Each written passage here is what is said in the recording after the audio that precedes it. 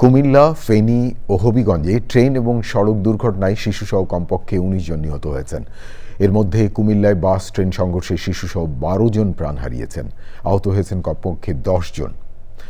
ঢাকা চট্টগ্রাম মহাসড়কে ফেনীর রামপুর এলাকায় বাস, অ্যাম্বুলেন্স ও মোটরসাইকেলের সংঘর্ষে ৩ জনের মৃত্যু হয়েছে।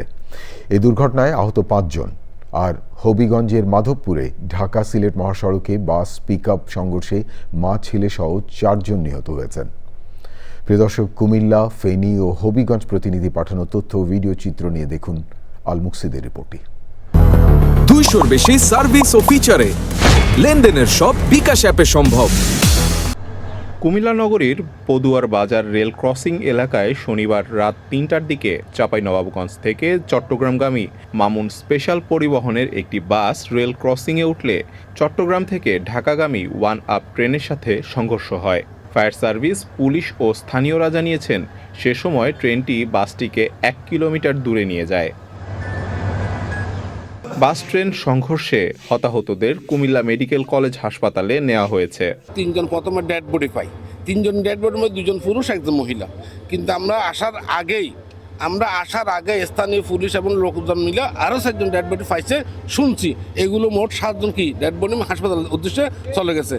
ঘটনাস্থল পরিদর্শন করেছেন কৃষিমন্ত্রী আমিনুর রশিদ ইয়াসিন, রেল প্রতিমন্ত্রী হাবিবুর রশিদ হাবিব ও রেলের মহাপরিচালক মোহাম্মদ আফজাল হোসেন। হাইওয়েতে আসলে লেভেল ক্রসিং বা এটা রাখাটা এটা নিরাপদ না। এটাকে এই স্থানীয় গাড়িগুলোর জন্য আমরা আন্ডারপাসের বিষয়টা চিন্তা করতে পারি। স্টেশন মাস্টার তাকেও শাস্তির আওতায় আনা হচ্ছে। সুতরাং এছাড়া 2টি তদন্ত, একটা বিভাগীয়, একটা জোনাল, 2টি তদন্ত কমিটি গঠন করা হয়েছে। ঢাকা চট্টগ্রাম মহাসড়কে ফেনীর রামপুর এলাকায় ভোর 3:45টার দিকে বাস, অ্যাম্বুলেন্স ও মোটরসাইকেলের সংঘর্ষ হয়। হতাহতদের ফেনী সদর হাসপাতালে নেওয়া হয়। ফেনী জেলা পুলিশ এবং ফায়ার সার্ভিস টিম উদ্ধার কাজ সম্পন্ন করার পর আমরা যাত্রীদেরকে অন্যান্য বাসে তাদের তুলে দিছি এবং তাদের মালামাল বুঝিয়ে দিছি। প্লাস আমরা যারা গুরুতর আহত তাদেরকে মেডিকেলে পাঠাইছি। সকালে হবিগঞ্জের মাধবপুরে ঢাকা সিলেট মহাসড়কে বাস ও পিকআপের সংঘর্ষ হয়। শায়েস্তাগঞ্জ হাইওয়ে থানার ভারপ্রাপ্ত কর্মকর্তা শুভ রঞ্জন চাকমা জানিয়েছেন, দুর্ঘটনায় নিহতদের মধ্যে 1 জন নারী এবং 3 জন পুরুষ।